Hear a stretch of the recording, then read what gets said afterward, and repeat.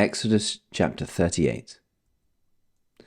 They built the altar of burnt offering of acacia wood, 3 cubits high. It was square, 5 cubits long and 5 cubits wide. They made a horn at each of the 4 corners, so that the horns and the altar were of one piece, and they overlaid the altar with bronze. They made all its utensils of bronze, its pots, shovels, sprinkling bowls, meat forks, and fire pans. They made a grating for the altar, a bronze network, to be under its ledge halfway up the altar. They cast bronze rings to hold the poles for the 4 corners of the bronze grating. They made the poles of acacia wood and overlaid them with bronze. They inserted the poles into the rings so they would be on the sides of the altar for carrying it. They made it hollow out of boards. They made the bronze basin and its bronze stand from the mirrors of the women who served at the entrance to the tent of meeting. Next they made the courtyard. The south side was 100 cubits long and had curtains of finely twisted linen, with 20 posts and 20 bronze bases, and with silver hooks and bands on the posts.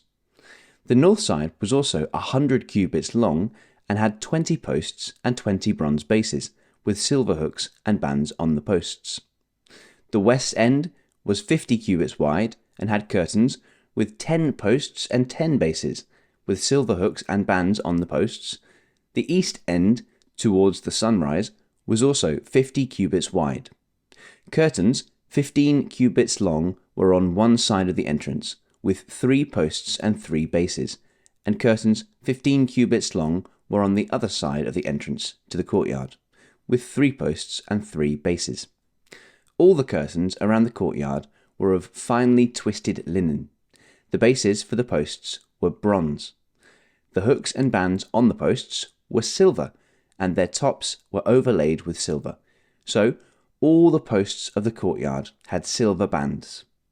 The curtain for the entrance to the courtyard was made of blue, purple, and scarlet yarn and finely twisted linen, the work of an embroiderer.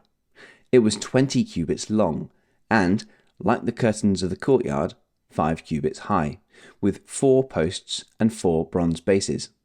Their hooks and bands were silver, and their tops were overlaid with silver.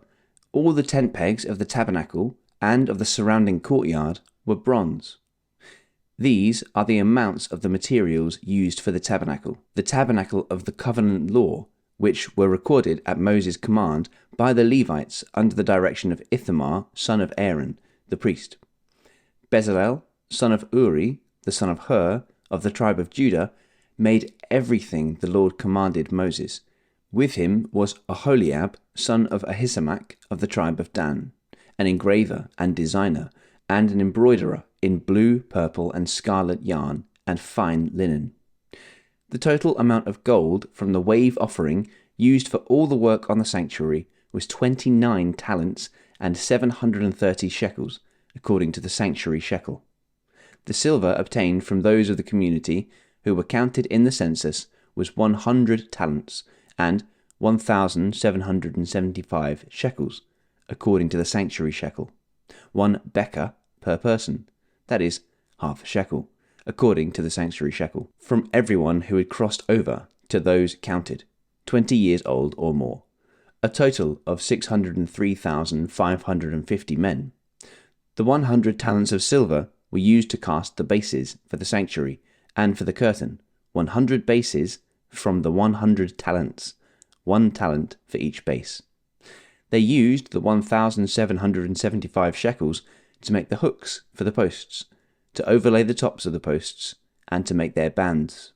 The bronze from the wave offering was 70 talents and 2,400 shekels.